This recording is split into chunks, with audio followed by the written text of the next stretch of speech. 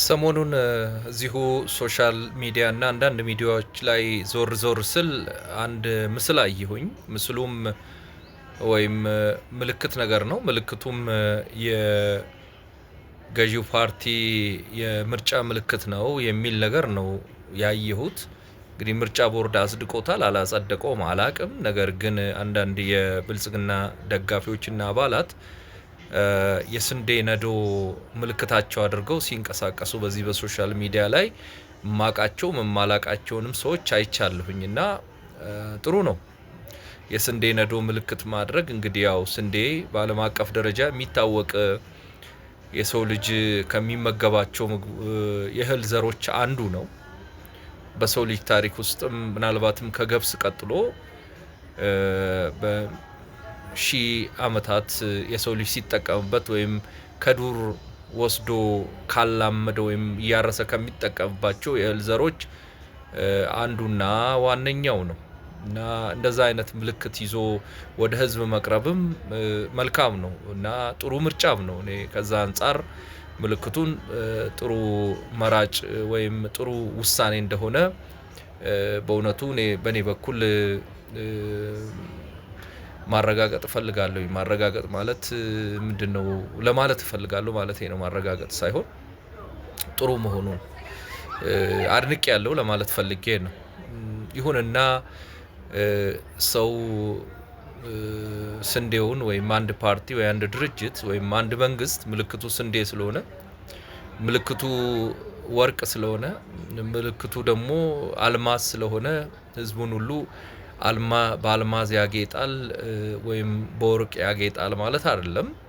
ነገር ግን በተቻለ መጠን ግን ማቀራረብ መቻል አለበት። እኔ ወርቄ ምልክቴ ወርቅ ነውና ወርቅ በወርቅ አረጋቸዋለሁ ብሎ 50+1ን እንኳን ወርቅ በወርቅ ማድረግ የሚገባው ይመስለኛል። ልክ እንደዛው ምልክቱ ስንዴ የሆነው መንግስት በእርግጥ የጀማምራቸው ነገሮች አሉ ላስት 4-5 years ህዝቡን ስንዴ በሚሰጠው ዳቦ ማጥለቅለቅ እንዳለበት ይሰማኛል። እየታየ ያለው ነገር ግን አሁን በእህል ውድነት ስንዴውን ገብስ ጤፊውን በቆሎ ከባድ አይነት ችግር ውስጥ ገብተናል። በጣም ከፍ ያለ የእህል ውድነት አለ ወይም ደግሞ የኑሮ ውድነት በአጠቃላይ ብንለው ይሻላል። እዚህ መዲናችን አዲስ አበባን ጨምሮ ወይ ፍንፍኔን ጨምሮ በተለያዩ ከተሞች ውስጥ እየታየ ይገኛል። እኔ በዚህ ሰሞን ደግሞ ምን ጉድ እንደመጣ አላቅም። ከፍ ያለ ዋጋ ጭማሪ በተለያዩ ሬስቶራንቶች፣ ሆቴሎች፣ የተለያዩ የህዝብ መጠቀሚያዎች ውስጥ ኢቭን ሌሎች ምግብ ነክ ባልሆኑ ጉዳዮች ላይ ከፍ ያለ የዋጋ ጭማሪ እየተስተዋለ ነው ያለው። እኔ ምክንያቱ ምን እንደሆነ አልገባኝም። የመንግስት የልማት ድርጅት ነው የሚባሉት ላይ ሁሉ ከተራ ሻይና ለስላሳ ጨምሮ በተለይ ሆቴሎች ውስጥ ከፍ ያለ የዋጋ ጭማሪ እየተስተዋለ ነው ያለው። ህዝቡ በዚህ በኑሮ ውድነቱ በትራንስፖርት ውስጥ እጦት ማለት ነው። አዲስ አበባ ውስጥ አሁን ማታ ማታ ቦሌ ጫፍ ሂዱ፣ መገናኛ ሂዱ፣ ፒያሳ ሂዱ፣ ጦር ኃይሎች ምንድነው መስቀል አደባባይ ይሄ ምንድነው የሚባለው ስታዲየም አካባቢ በቃ ትራንስፖርት ይቆምበታል የምትሉበት አካባቢ ሂዱ። ከፍ ያለ የትራንስፖርት እጥረት ችግር አለ። እኔ ይሄ ማንና እንዴት እንደሚፈታ አላቅም። ምልክቱ ጥሩ ነው ያለ ብዬ የተነሳሁትም ለዛ ነው። ምልክቱ ጥሩ ነው። ነገር ግን ሰው በዋጋ ንረትም በትራንስፖርትም በቤት ውድነትም መከራውን እየበላ እንዲህ አሁን ባለበት ሁኔታ እኔ መቀጠል የሚገባው አይመስለኝም። እንቀጥል ቢባልም ለመንግስቱም ለሀገሪቷም አደጋ ነው። እኔ በጣም ብዙ አደጋዎችን ሴንስ እያረኩ ነው። አሁን ይሄ ነገር ቶሎ ሶልቭ ካልተደረገ በተለይ የዚህ የኑሮ ውድነቱ የዚህ ምንድነው የሚባለው የትራንስፖርት ችግር ሶልቭ ካልተደረገ በጣም ከባድ ነው። ዝም ብሎ የሚጨምሩ ነጋዴዎች በከተማችን ሞልተዋል። ኦኬ ነፃ ገበያ ነው ደና፣ ግን ነፃ ገበያ እንትን የለውም ወይ? እኔ ሊገባኝ አልቻለም። ገደብ የለውም ወይ? በቃ ዝም ብሎ እንዲህ ከቀጠለ ማለቂያው መጨረሻው የት ነው? ደግሞ የመንግስት እኮ የልማት ድርጅቶች እንደዚህ አሁን መንግስት ሆቴልም አለው ታውቃላችሁ። እዛ ውስጥ ሁሉ ስንገባ እንዲያውም ከግሉ ብሰው ይገኛሉ እነሱ እና መፍትሄው ምን እንደሆነ እኔ አልገባኝም። እና ብልጽግና ምልክትህን ስንዴ ማድረግ ብቻ ሳይሆን የስንዴ ምርቱን አጠናክሮ ህዝቡ ዳቦ እንዲያገኝ ካላደረግ we are in danger ሁላችንም ማለት ነው። ለከሌም ብሎ ነገር የለኝም እኔ እና ፕሊዝ በትልልቅ ከተሞች ቢያንስ ሰው ዳቦ የሚያገኝበት፣ ቤት የሚያገኝበት፣ ትራንስፖርት የሚያገኝበት መፍትሄ ይፈለግ። ሰው አሁን እኔ ከተማ ውስጥ ስንቀሳቀስ እንደ አንድ የሚዲያ ሰውም የፖለቲካ ሰውም የሚደርሰኝ ሜሴጅ የምሰማው ነገር ሁሉም እንዳለቀሰ ሮሮ ነው የምሰሙት። አንዳንዱ ፈርቶ እዚሁ በውስጡ ከጓደኛው ጋር ከምን ጋር ብቻ አውርቶ ይተዋል።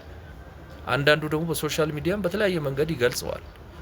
እና ይሄ የኑሮ ውድነቱ የትራንስፖርት እጦቱ መፍትሄ ካላገኘ ለእናንተም ለሀገሪቱም ለሁላችንም አደጋ ነውና እኔ ብልጽግና ጠንከር ብሎ ቶሎ ብሎ ይሄ የዋጋ ኮንትሮል መካኒዝም ቢፈጠር ጥሩ ነው። በቃ ለጊዜው እኮ አገር ችግር ላይ ከወደቀች እኮ ነጋዴ ከአገር በላይ አይደለም፣ ነጋዴ ከህዝብ በላይ አይደለም።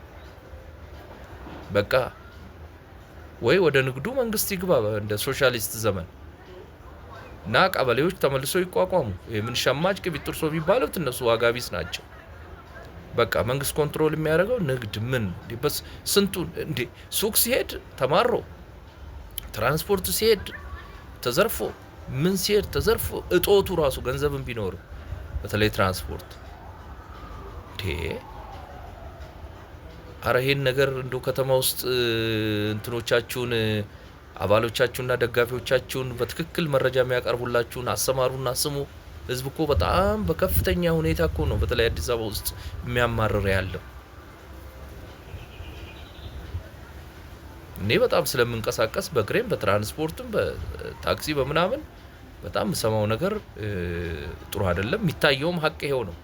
ትራንስፖርት የለም፣ ዋጋ በዚህ ሰሞን በተለይ ጨምሯል ከፍተኛ ሁኔታ እና አንድ በሉ ልላችሁ ነው። ምልክታችሁ ጥሩ ነው።